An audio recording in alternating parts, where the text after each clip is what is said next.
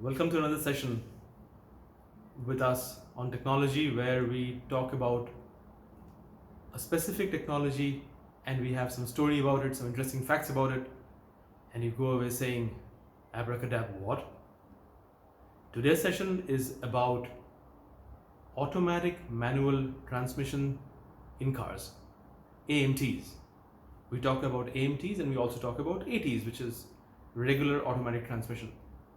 Now, recently I did a trip, a lovely road trip at a time when road trips were a reality in India. This was December 2019, and we had a lovely 2,000-kilometer journey in a car which was with an automatic manual transmission. Now, this kind of transmission has become very popular in India, where a large part of the drivers are preferring to move to some version of automatic or the other because it has great advantages over manual transmission. You know, in my younger days, I used to have rides in cars which looked like this. This was the Hindustan Motors Ambassador. They're still visible on the roads today. And these used to have a completely manual transmission with a stick shift which was on the steering column, not on the floor. They were good fun to ride at least. I do not know whether they were great fun to drive or not. They used to have a ride like a tank. They used to be built like a tank. Things have moved on a lot since then in India, and we have a lot of cars with automatic transmission. But automatic manual transmissions, what are they? They are a regular manual transmission mechanism which is inbuilt into the car with something built on top of that, whereby the gear change happens automatically without needing to press any clutch.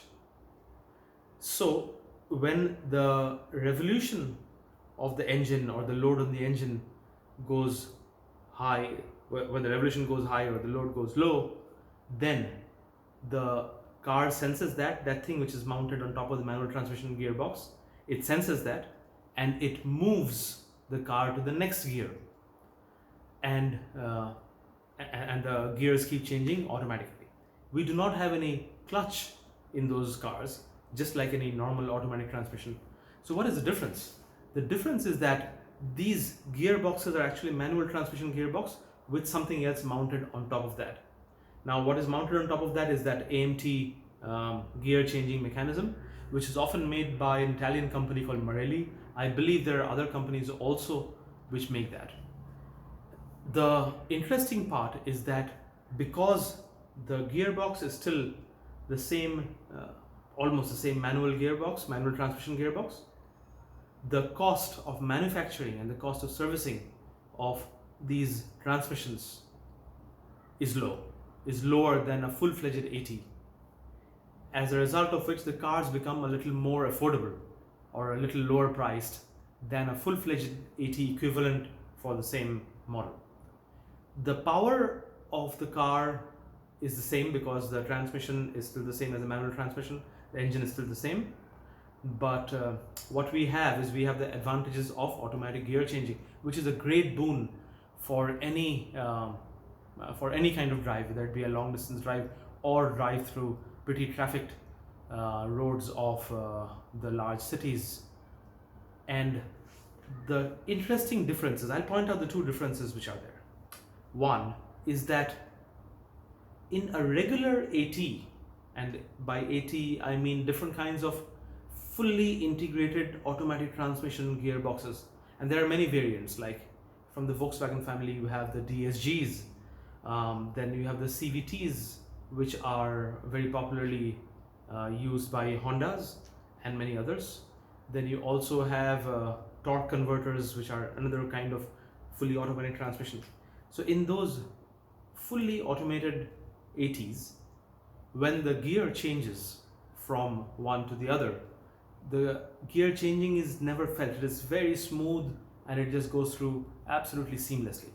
But with an automatic manual transmission, with an AMT, what happens is that it's still a manual gearbox, right? So when the driver is pressing the accelerator, the car is revving up, and then the car decides, okay, I can now move to the next gear. The driver is still pressing the accelerator, and he thinks that the car is still going to be gunning, and suddenly, because the car has clutched internally, the driver senses a loss of power, so his head goes forward, and then the car engages into the next gear, and then the driver comes back again. So in AMTs, you have this classic phenomenon called the head nod, referred to as the head nod, where the driver especially feels like he gets a loss of power at times, and his head goes forward and then it comes back. Not a big deal. I got used to it within like 15 minutes of driving, but it is there. The other thing which you will notice is in an AT, in the gear shift, you typically have the P, and then the R, and then the N, and the D, right? P is parking. Now, because AMT cars are with manual transmissions, with manual transmission gearboxes inside, there is no P. So with the AMT cars, you just have R, neutral, and D for drive. And thus, when you are parking the car, you will still have to put on the handbrakes or the parking brakes for the car, otherwise the car will start rolling if it is kept in N. In a fully automated transmission car, which is referred to as the AT cars, you will still be able to put the car in P and walk away from it without needing to engage the parking brakes. These are two key differences. Advantages: you have a better priced vehicle which probably has a cheaper transmission maintenance costs. Disadvantages: you have a little bit of head nod and you do not have the P out there. I hope this gives you clarity on AMT versus AT. Have a good one, and we'll catch you again on another session of tech demystifying at Abracadabra What.